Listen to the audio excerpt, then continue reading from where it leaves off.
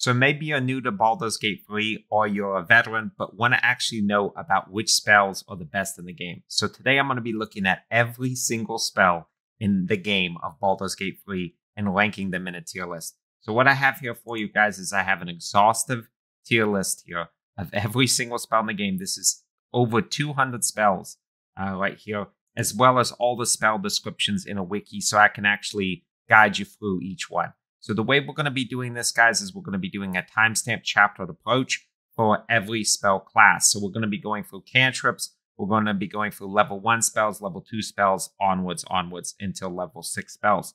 Now, I want to say something, which is that a level 6 spell has to be tremendously better than, let's say, a level 2 or level 3 spell, because each one of these, you're going to be getting less and less spell slots for it, and you're going to be getting that spell much later in the game. So a level 6 spell can't just be even to a level 3 spell to earn the same rank in the tier list. It's got to be multiplicatively better. It's got to be a lot better in order to earn that same rank. So you may be seeing cantrips or level 1 spells in S tier, but you may be seeing level 6 spells in D or F tier. That doesn't mean that they're not equally as good. It just means they're not much better, which is what they need to be to earn the same tier. So hopefully that makes sense, guys. Let's get right into it, and we're going to be going specifically into cantrips to start. Now, the first cantrip we're going to be looking at is Acid Splash. So what does Acid Splash do? It does a 1d6 acid damage for a bubble of acid that damages each creature it hits. The reason this is kind of useless, guys, is that number 1, it's not much damage. And number 2 is that you have tons of bottles of acid. In the game of Baldur's Gate 3, you're going to run into thousands of bottles of acid. It's extremely common. And so this is just not going to be that great. I'm going to put it in a kind of bad section of the tier list. I just don't think it's that amazing. And yeah, so just to note, guys, it will take me a little bit to dig through this. I tried to, there's just no way to organize it well. So give me a little break on that. 200 spells. I'm doing my absolute best to make this in a way that is easy to understand. Blade Ward. What do I think about Blade Ward? Blade Ward isn't bad, especially for a cantrip. Like, actually, for a cantrip, Blade Ward is quite good, simply because you basically take half of most physical damage. So that's bludgeoning, piercing, and slashing. And this is a cantrip, so you can literally cast it every turn if you wanted to. Most of the time in Baldur's Gate 3, it's actually better to be dealing damage rather than it is to be protecting from damage. That's what I found in my playthroughs. I really believe that's the case. So yeah, I would, on Blade Ward, I would say probably better to actually be dealing damage. But honestly, for being a cantrip, it's pretty decent. Okay, so let's put Blade Ward in pretty good. Okay, guys, so now we're going to be going on to Bone Chill. What do I think about Bone Chill? Prevents the target from healing until the next turn. Useless, guys. Very, very bad. Bone Chill. Probably one of the worst cantrips. I think it's really, really quite bad.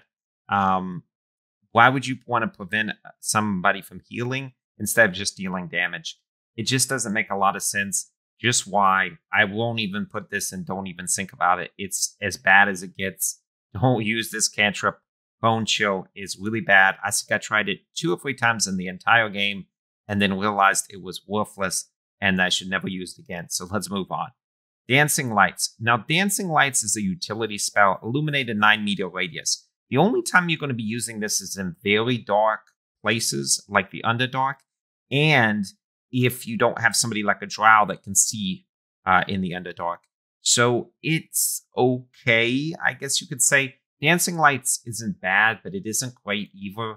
I just don't think, honestly, like, even though it does have a little bit of utility, I don't think it's something that is incredible or that you should be really using too much. There is some utility. You might use it like 5 times, 10 times in the game. Since it's a cantrip, I don't want to put it too low, but I can't really put it too high either. So let's just move on from Dancing Lights. It's kind of meh. It's really the definition of meh. Eldritch Blast. Guys, Eldritch Blast is insane that it's a cantrip. Eldritch Blast is so good. It does good damage. You can make it have knockback.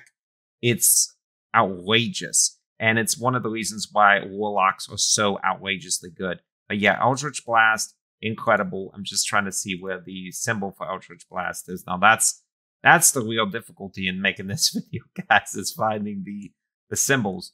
But we're going to be putting Eldritch Blast straight up in the S+ tier, must get. Also, guys, please hit that like and subscribe button. It takes me a lot of time to make these videos.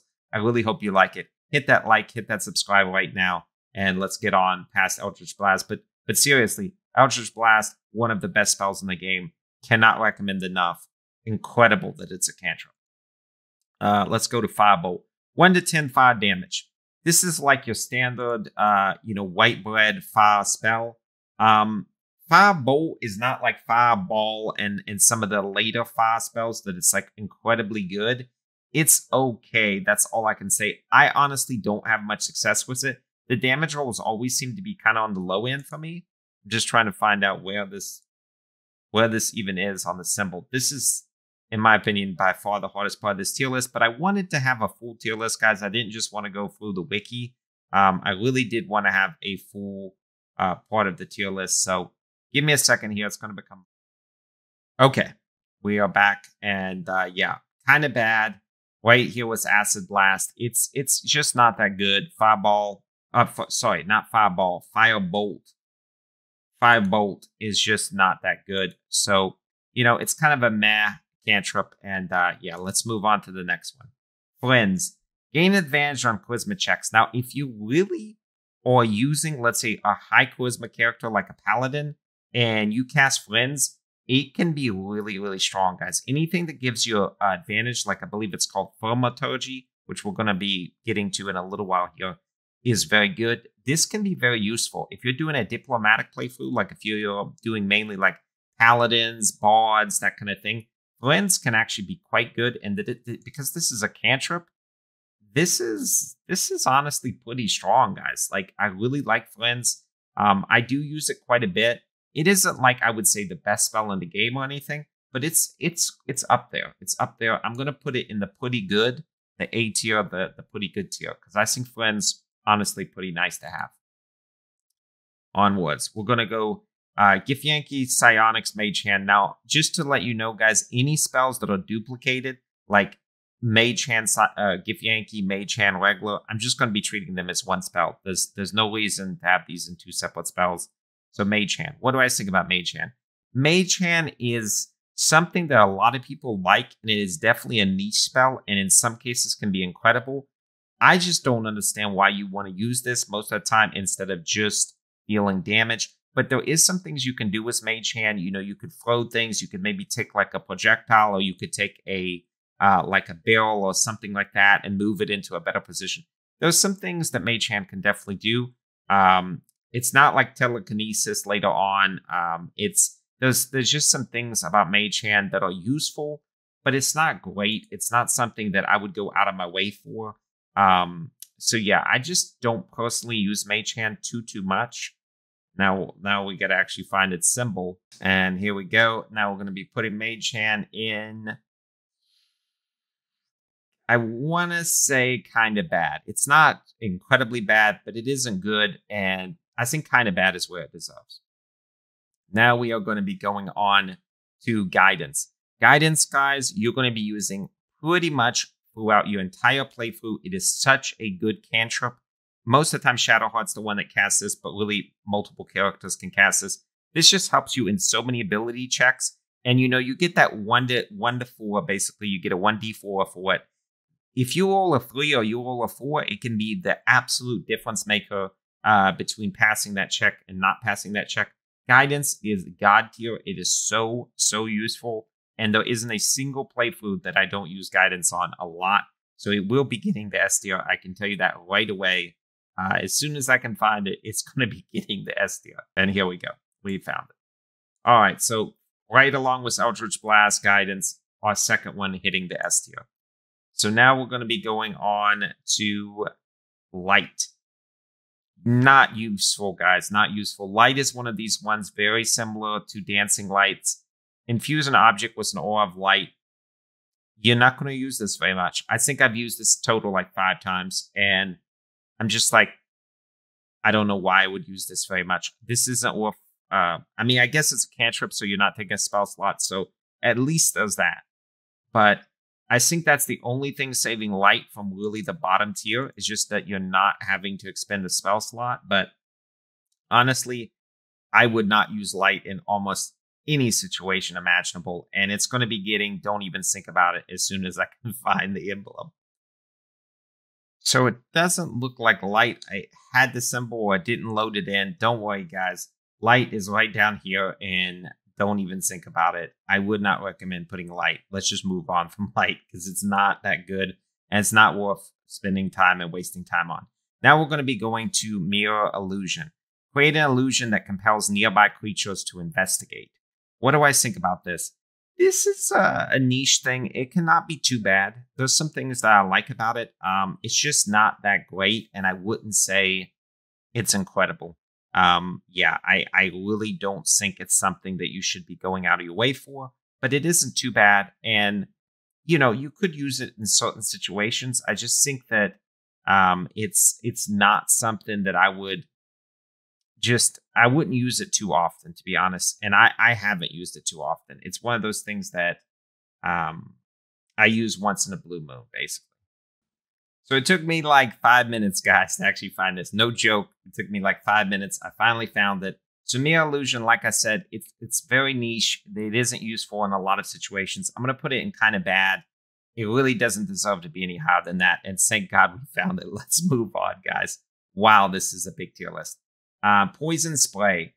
Project a puff of noxious gas. I do not like this. The range is very poor.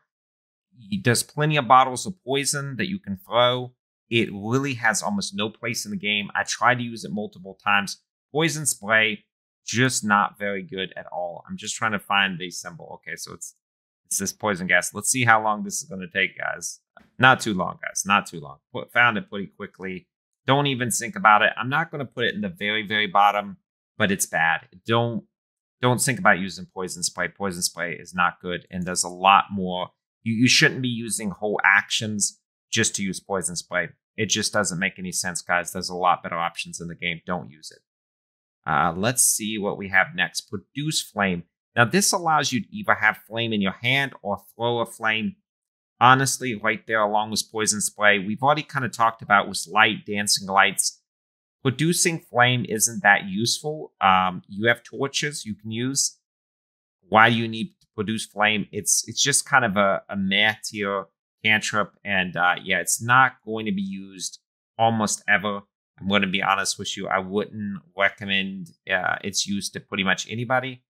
And as soon as I find that symbol, it's going into the meh tier list.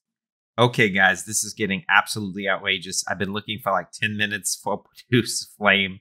From this point on, what I'm going to be telling you is I'm just going to be going to the tier list, and I'm going to be telling you what tier it goes into. It's just taking too long, guys. Finding these symbols, it's going to slow the whole video down. I won't get this video out to you. So I hope you guys understand, guys. I really want to keep the spirit of the tier list. I'm going to tell you exactly which tier it's going into.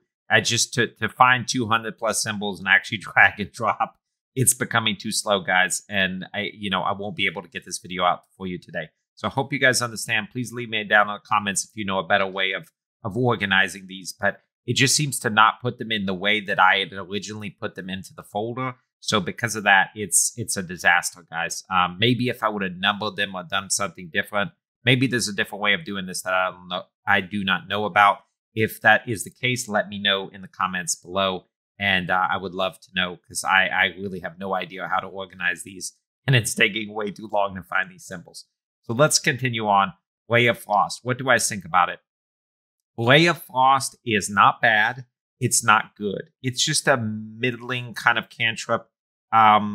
Because it's a cantrip, I'm going to give it a pass. It does do some damage. It does reduce a target's move speed, so that has some advantage, especially if they're a melee-only fighter. Ray of Frost can be quite good. I do use it quite a bit. Specifically, a lot of times Gale will use it in my playthroughs, but I don't use it excessively, and I would probably put it about average. I think Ray of Frost is the first one that I would put right in the average tier, and that's where I believe it deserves. Let's go to Resistance. Make a target more resistant to a spell's effect and conditions. It gets a 1d4 bonus to saving throws. I don't use resistance. I find it to be quite useless. I've tried it maybe 20 times, and every time it's disappointing. I'm like, that didn't seem like it did anything. The thing about this is, too, guys, this is only going to be helping you if you're going against a mage.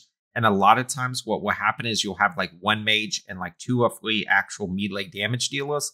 So to expend a turn to basically get protection from spells, or not even protection, not even full protection, but resistance to spells, it just doesn't make sense, guys. It's too weak, and it's costing too much in terms of opportunity cost of actually just being able to kill that enemy. So resistance is pretty trash, guys. And I would say, I would probably put it in just Y.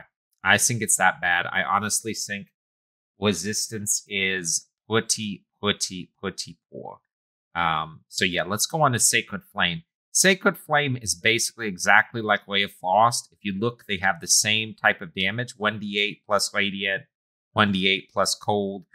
The problem about Sacred Flame is it doesn't even give you the movement speed reduction. So it's basically a worse version of Ray of Frost. Shadowheart can cast this very early on. It's useless, guys. It's pretty useless. I mean, you have better cantrips to do more, so why would you use it?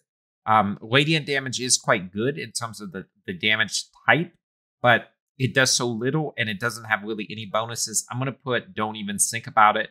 I don't believe it deserves the absolute bottom tier, but it's pretty bad, guys. It's pretty bad. And let's move on from Sacred Flame. So Luna's Dream. An ally you touch regains 1d8 hit points, but potentially falls into a slumber. So you heal them, but they could go asleep. Horrible, guys. There's so many spells that actually heal you. I'm not even joking. Just why? What were they thinking? Stupidest, one of the stupidest spells in the game. Could not think of a possible situation that you use this. I think I did this once, and once maybe. And then I think my champion fell asleep, and I was like, what? Like, it doesn't even make sense. This should be in its own tier list. Like, the what? Like, tier. It's so bad, guys. Don't ever use it. Shillelagh. Your staff or club becomes magical, deals 1d8 bludgeoning damage, and using your spellcasting ability for attacks and damage rolls. So the only person I could really think that would use this is specifically a mage character. But a mage could use this to actually get more damage off.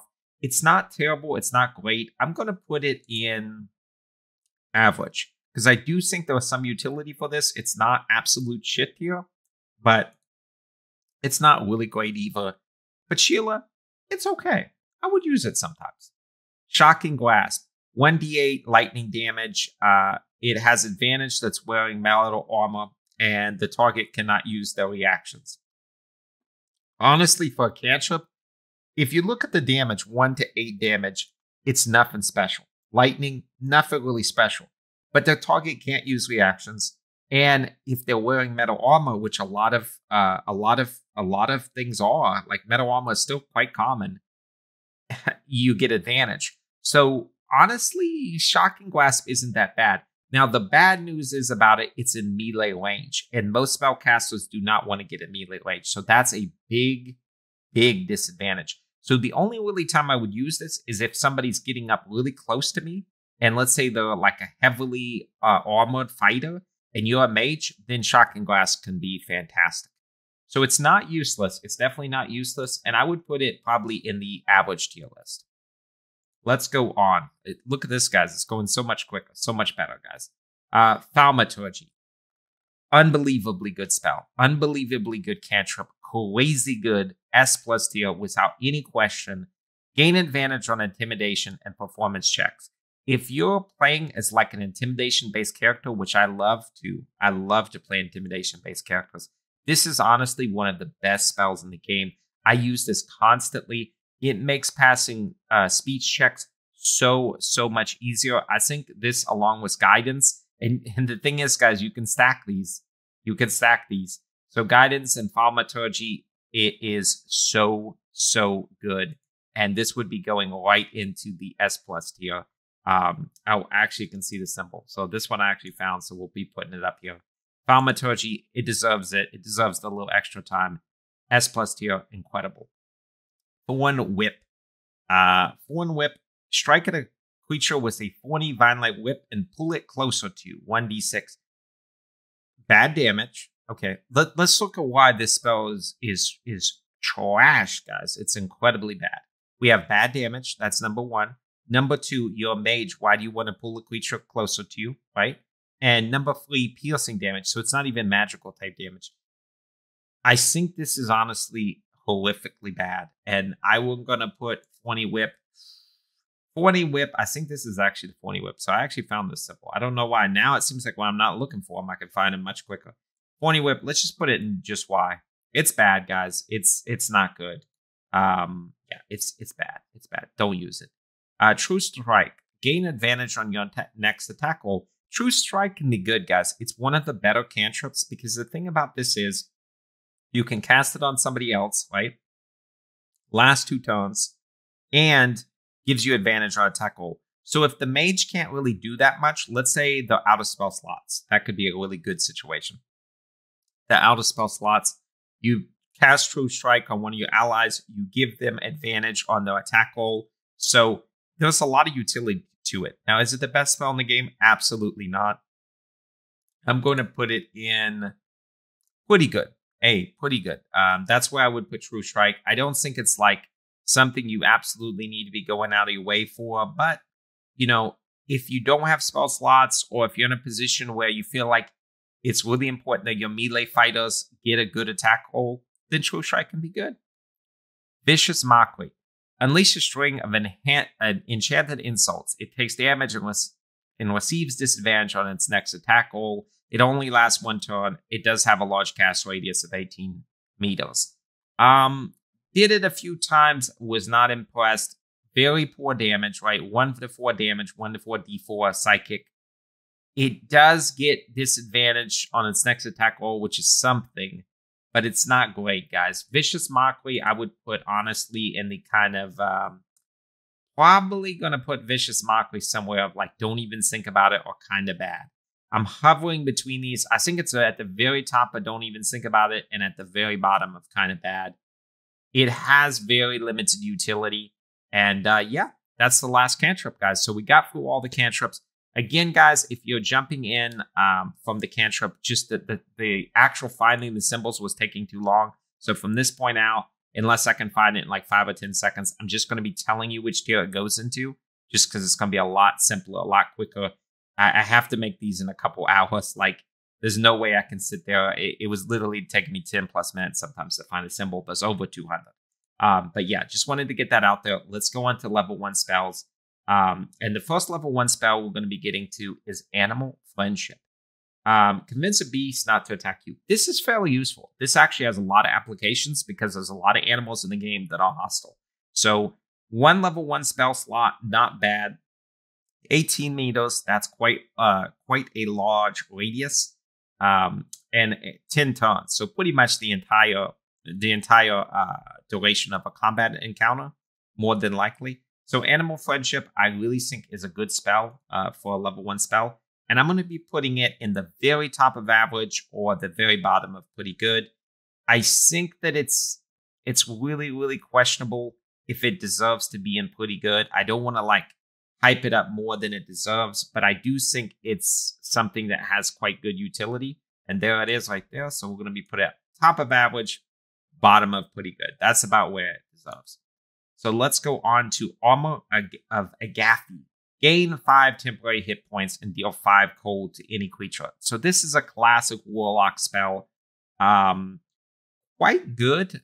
Armour of Agathys, I mean, the hit points are good, but dealing cold damage that hits you with melee attacks. So one thing I really like about Warlocks is in the early game, they get these really useful spells that give them a lot of utility against melee attackers. And it makes them a little bit tankier than a wizard would be, or even a sorcerer. So I really like Warlocks for that reason, as well as having Eldritch Blast, which is outrageously good for a cantrip. But, you know, go to see the part on Eldritch Blast for that.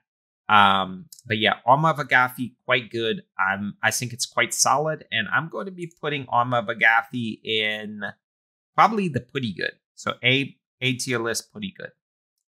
So let's go to Arms of Hadar.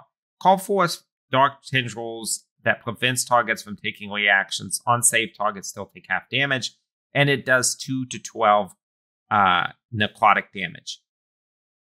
I've used this on paper. This looks quite good. And, you would think it would have something kind of useful. But the problem is about it, you're casting it on self, right? It's got very low range. So they basically need to come and basically almost touch you in order for this to even work. And because I think of that poor range and you don't really want your spellcasters to be in melee range, Arms of Hadar, I just don't think is very good. And I'm going to be putting Arms of Hadar in the kind of bad. I don't think it deserves to be like at the very, very bottom of the tier list, but it's just not very strong, guys. And Arms of Hadar, there it is. I found it. Yeah, it's kind of bad. That's about where it deserves. It deserves to be kind of bad. Bane. Bane, I thought was really good. Now, Bane is kind of the opposite of Bless, and it is good, but Bless is better. So the problem is that almost any time that you're casting Bane, you should be casting Bless. So if you look at it, what does it do? Up to 3 creatures receive a 1d4 penalty to attack rolls and saving throws. 1 Bless. They gain 1d4 to attack rolls and saving throws. The thing is about it, it's a lot better to be dealing damage than to be reducing damage. That's just how Baldur's Gate 3 works. It's a lot better because a lot of times all of your characters are going to be attacking one enemy. So if you can just strike that enemy down and get that enemy down, it's going to reduce substantially the damage you take on that turn. So because of this, why would you cast Bane when you should be casting Bless? So because of that, I just don't think Bane is as good as Bless. Is it terrible? No, definitely not. It's not terrible. I would say Bane is pretty much in like the average tier list, but Bless will be in the S+ tier list. So yeah, Bane, not terrible, but don't go out of your way for it. I just don't think. Still trying to find the symbol, but it looks like I won't be finding this one very quick. I'm sure in the comments you'll tell me where it is, but yeah, I have a hard time, guys. Maybe it's just my eyes, but what's this amount of symbols? Yeah, Bane, pass on it. It deserves to be in the average. It's not bad, but it's not great.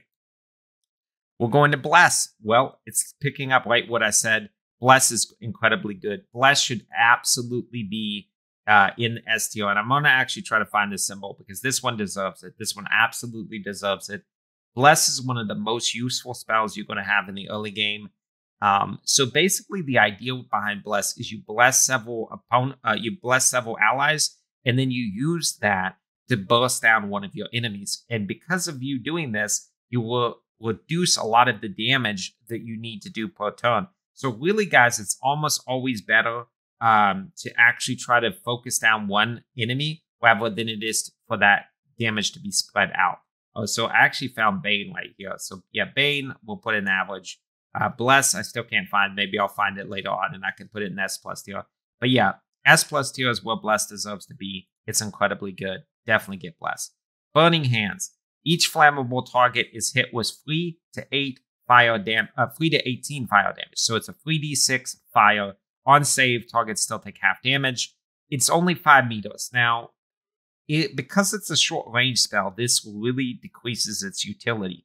The damage is quite high for a level 1 spell, but most level 1 spells are either 9 meters or 18 meters. So I really don't like how short of a range it is. You never really want your wizards, your warlocks. You don't want most of your casters to get very close to enemies, because most of the time there'll be 1 shot or 2 shots in the first part of the game. And since it's a level 1 spell slot, that's probably when you're going to primarily be using this. So Burning Hands, I think, is probably, it's either average or kind of bad. I'm going to honestly put it in the kind of bad because I just don't think it's that great. And I think it has a lot of problems. So Charm. Charm a humanoid to prevent it from attacking you. You gain advantage on charisma checks and dialogue and prevent it from attacking. Enemies have advantage on saving throws against being charmed. This is just one of those things that I haven't found it to work too often. I would just do Thaumaturgy and just basically intimidate them. Charm, it's not terrible, but honestly, I just never can get it to work very well for me. Maybe I just have bad luck with it. I've tried it many times. I don't find it that useful, so it's going to be kind of bad for me. And yeah, let's move on from Charm. Charm is nothing to write home about. So let's see where we at. Chromatic Orb.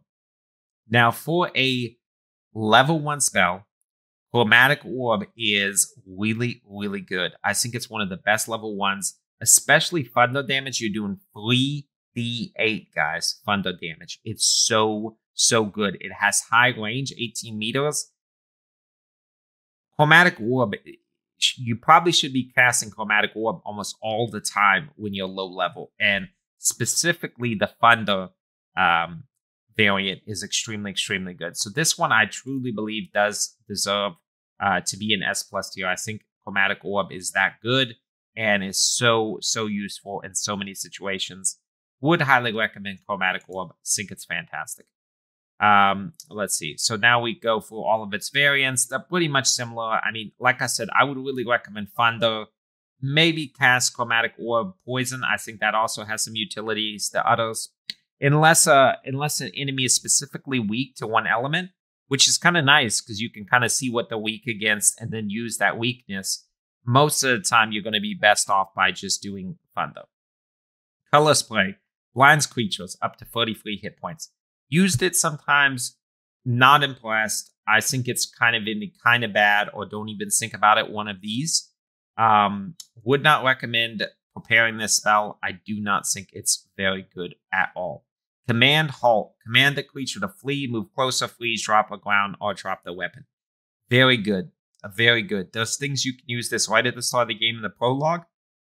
You can get the commander, the one that's holding the huge greatsword, the huge flaming greatsword right at the beginning of the game. I don't know why it's slipping my mind now. I have guides about it, and yeah, the name is just slipping my mind right now. Command Halt specifically to cause enemies to drop their weapon. It can be so good, guys. I would definitely recommend picking this up. Shadowheart can equip this right at the beginning of the game. Command Halt is a great spell, and I do believe that it deserves either the top of A tier or the bottom of S tier. I don't think it's like a top tier spell, but it's one notch under that. So it's probably the top of A. Compelled Duel. Compel an enemy to attack only you. It cannot attack other creatures. This can be somewhat useful, but the problem is that, again, you should be dealing damage just to get an enemy to basically focus on one. I mean, it's got limited utility, guys. You should be using your spacing. You should be using your positioning to do this, and then get opportunity attacks if enemies walk past you, or like with the Sentinel feat. Compelled Duel is just using too much resources with too limited of a effect. So I would not recommend it. I think it's probably in the kind of bad, or don't even think about it, to be completely honest with you. It's not very good. Create or destroy water. Sounds good in theory, but this is a setup one. So you can do this and then call lightning or something. The thing is, in the beginning of the game, you're probably not going to be going for these big combos. And then by the time that you can actually get the entire setup to utilize this correctly, at that point, you're probably going to be in a situation where you have higher damage in dealing spells. I don't really like this. I don't find it super useful. It is a utility spell. There are places you can use it. It can help you. It's just not that great. And yeah, I'm going to be putting this in either don't think about it or kind of bad. Cure Wounds. One of the best early game healing spells. 1d8 plus spellcasting modifier healing. Shadowheart's going to be casting this all the time generally. Very good. I would say S+ tier. I think this is in the top tier in the game. It's very good. And yeah, just super solid. Cure Wounds. You're going to use it all the time. Disguise Self. Magically change all aspects of your appearance. So this is also a ritual spell. It's okay. It's okay, guys. This does last to a long rest, so you can use this to change your race. You can use this for various purposes. It's not terrible, but I wouldn't really recommend leaning on it too heavily. I don't think it's worth leaning on. Yeah, Disguise Self, it has some utility, but it's not the best spell in the game by any measure. I would probably put it in the kind of bad to average. I think it's definitely somewhere in there. I think it's got some strong utility, but it's not perfect for sure. Dissonant Whispers. Whisper a discordant melody to a creature and frighten it. Bad, guys, bad. Bottom tier. Don't use this. I tried to use this. It's just, I mean, 3d6, it looks good. I don't know. I never can get the rolls on it. Excuse me, guys. I don't find it to be very useful. I would not use it. Divine Favour. Your player empowers you with Divine Radiance. Your weapons deal an additional 1 to 4 radiant damage. This is obviously a paladin ability. It's good. It's really good. Gives your weapons more bonus radiant damage. Fantastic, guys. The bad news is it's really only it's a bonus action, so that's good.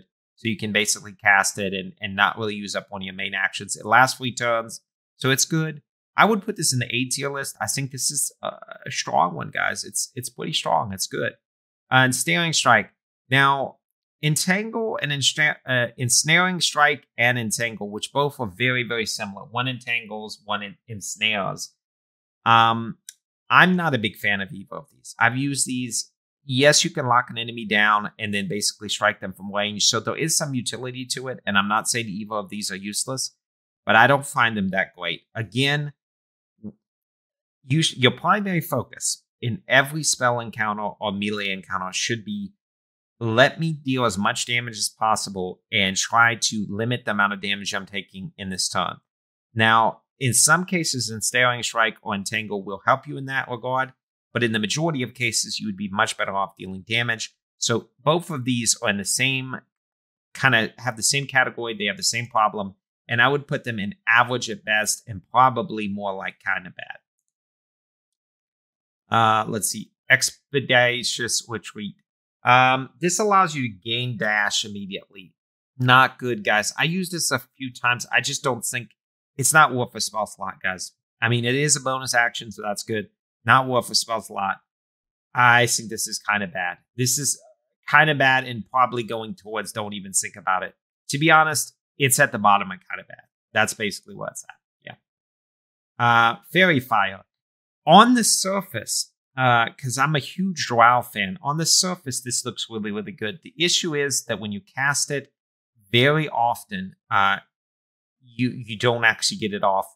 Enemies aren't actually affected by it. So what it basically does is it prevents an enemy from becoming invisible. Very useful because a lot of enemies can become invisible. And it makes you have advantage on attack rolls. So both of these things are super good. The problem is it doesn't seem to actually hit very often, and you can't actually get it on the targets.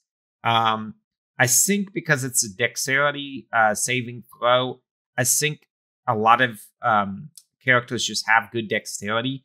And so I wish I could say this was better than it is. On paper, it's incredible, but realistically, I would probably put it in average because I do think it's just got enough to where I can't put it below average. But the problem is, can you land it? That's the issue. False Life. False Life gains 7 temporary hit points. Can only have temporary hit points from one source. This lasts until long rest. Amazing, guys. Amazing. False Life, definitely S+ tier. So useful in so many situations. False Life, incredible. On the other hand, ritual spell Favour. You and nearby allies gain immunity to falling damage. Sometimes there are places that you just want to drop down and you don't want to go along the path. So this is like when you're facing the hag, for instance, in Act 1. And instead of going down the whole path with a lot of traps and you know, poison clouds, you can just basically fall down and skip a lot of that. So Favour is really good. The issue about Favour is there's a lot of scrolls of Favour around the game. So it's probably better to just get these scrolls and use them when you need them, because the amount of times you're going to need them is going to be relatively low in the game. So I just can't see spinning a spell slot and actually keeping this on roster all the time. I just don't think, unless maybe like you're speedrunning, I'm sure there's unique situations where this will be better. But for most people, it's better to use a scroll of this and not really worry about it, because you're going to only need to use it maybe 10 times in the whole game. And you're probably going to have those 10 scrolls. So yeah, I just don't think it's worth keeping as a spell in rotation all the time. Find Familiar. So this is going to be all of them. Find Familiar, Cat, Crab, Frog, etc., etc. It's okay, guys. There is some things you can really do that I did not know about originally. Actually, a viewer of mine told me that you can actually get scratched this way in battle, which I did not know. So that is really, really, really cool. So there is some things that are very cool about this, but in the majority of cases, Find Familiar, it's just not super good. It does give you an additional body on the field, so that's good just to tank. But I can't really say that it's fantastic. Again, your primary thing should be about dealing damage, and Find Familiar, excuse me, guys, just doesn't help you as much as other things do. Fog Cloud. The cloud blinds and heavily obscures creatures within it. This has some utility, guys. This has some utility. It's kind of like Orb of Darkness, so it's very similar to the Darkness spell. It's not incredible, but it's not bad. I would probably put it about in the average tier list. I think that there's some things that I do like about it, but the problem about it is it's niche enough where I can't really say Fog Cloud is like going to be used all the time, but it's not useless either. So it's okay. GoodBerry. 4 to 16 healing. You can basically 4d4. I mean, so you get a lot for this. You do get a lot. You basically are going to be using this out of combat most of the time to heal your party up. You get 4 berries. Each one of them can do between 1 and 4 hit points. The thing is about it is that most of the time, your camp supplies aren't in any short supply, guys, so you can just be long resting. So between short rest, long rest, why would you be making GoodBerries where they don't regain spell slots?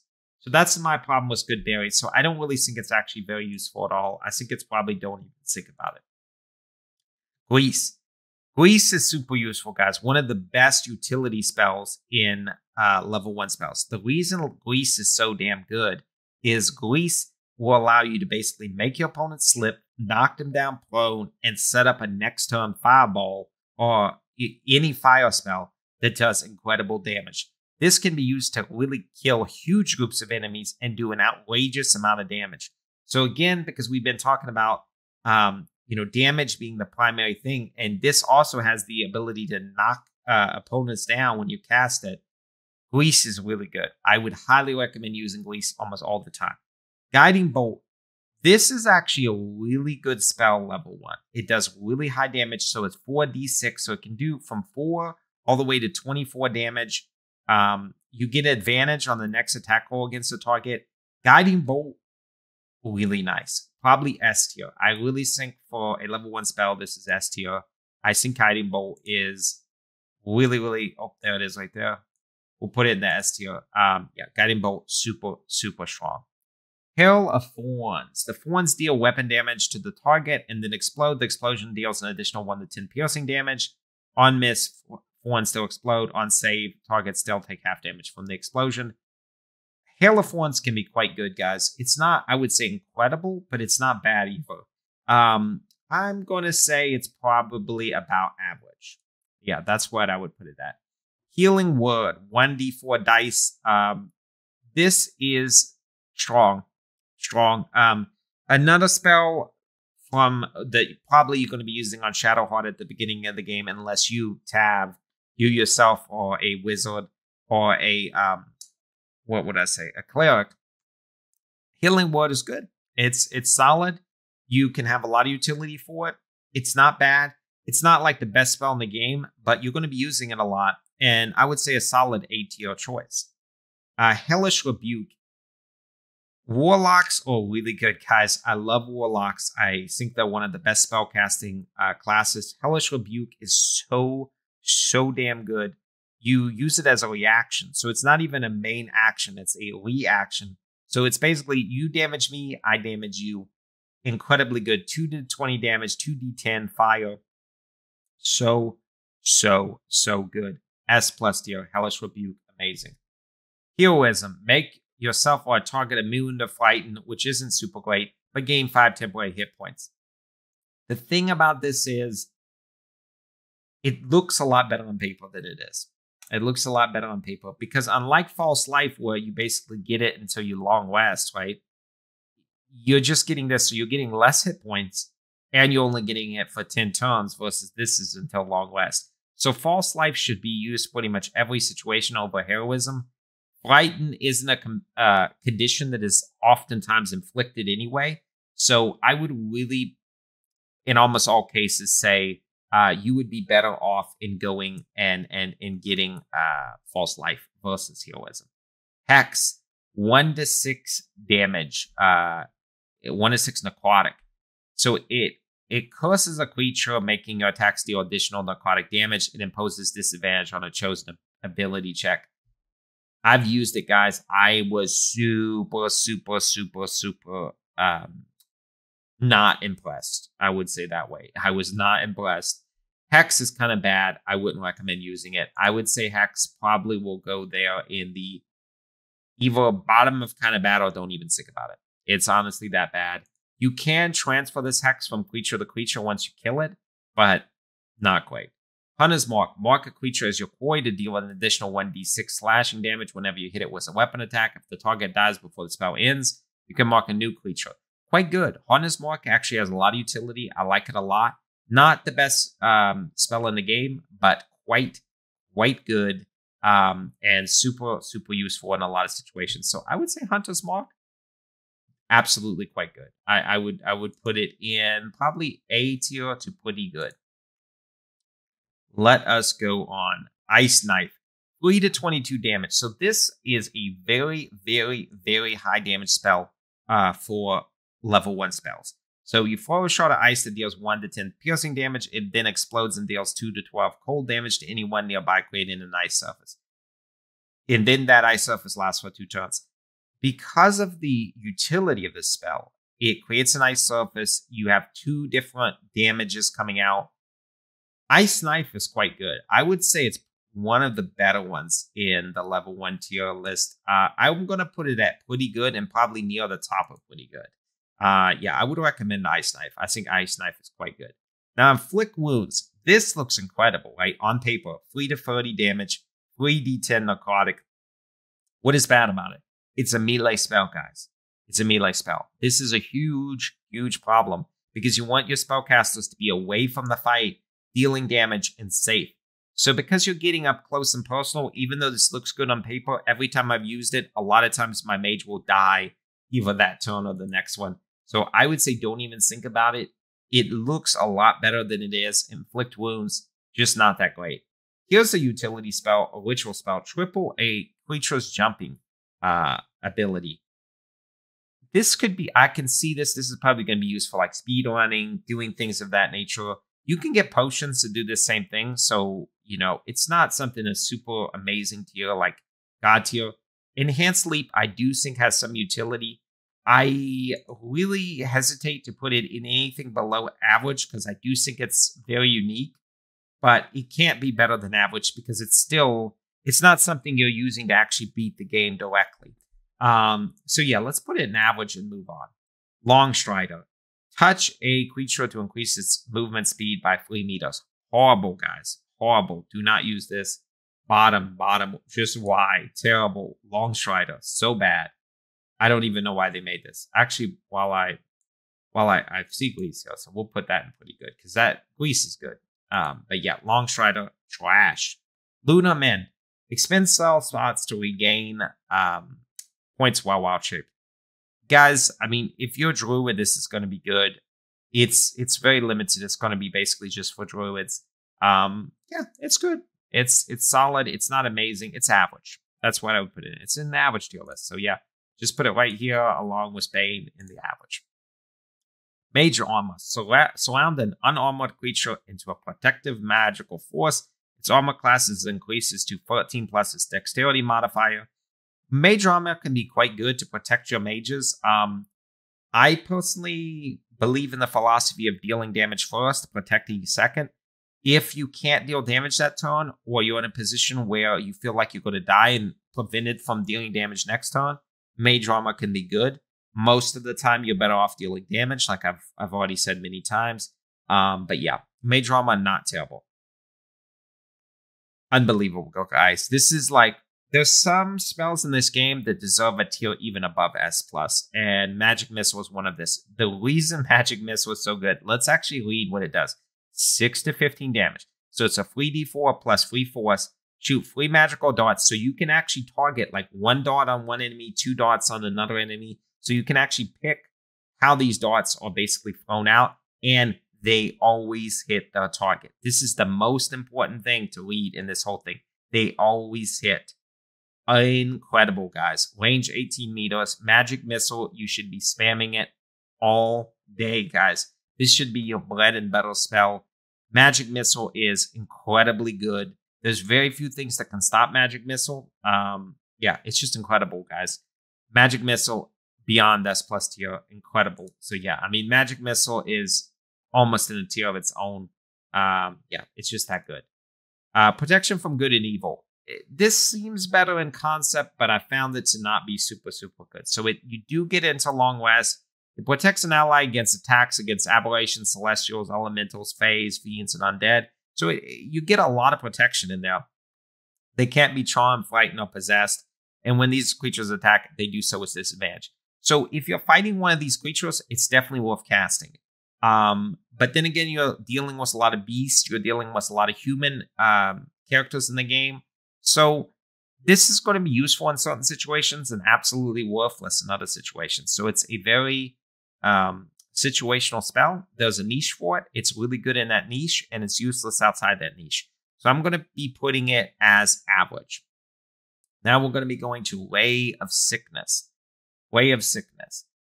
So what we're going to be doing here is 2d8 and possibly poison our target. Way of Sickness is actually really good, guys. I would highly recommend it.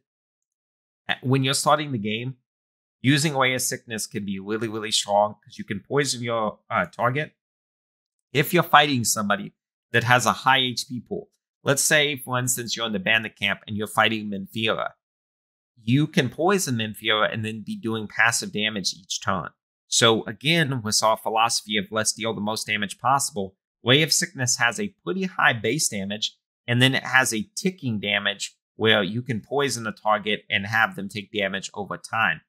Because of the dot effect on Way of Sickness, I really like it, and I think it does deserve the S+ tier. I think it is quite good for a level 1 spell.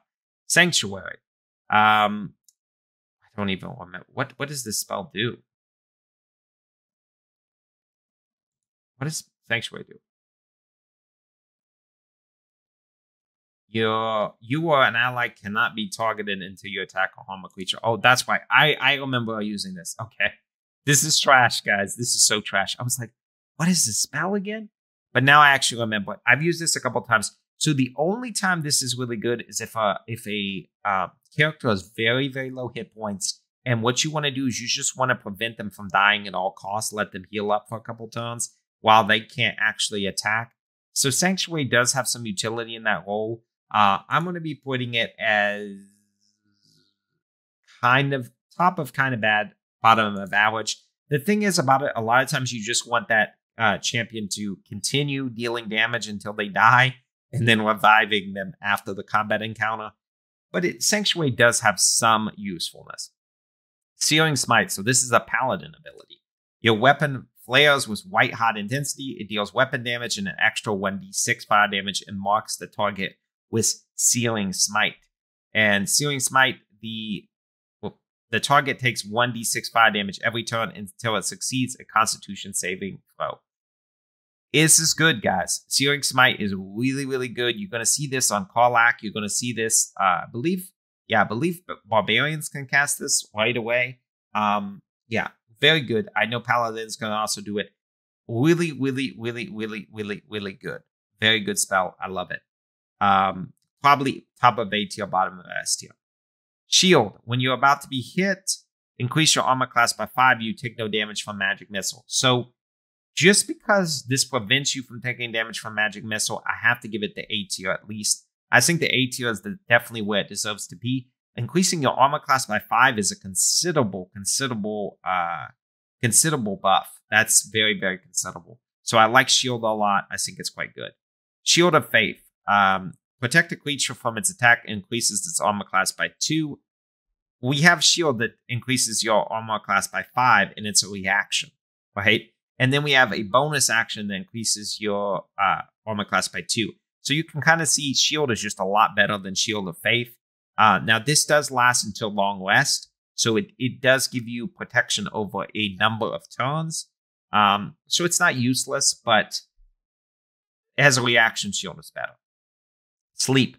Put creatures into a magical slumber. Select targets up to a combined 24 hit points. Now, Sleep is one of the few things that are not damage-dealing spells that actually are really good. And the reason why is, remember I was telling you about the whole idea about dealing damage and killing one enemy is to prevent taking more damage yourself during that turn, right? So offense is the best defense. The thing about Sleep is you can actually sleep multiple enemies and then dramatically reduce the amount of enemies you're fighting at one time.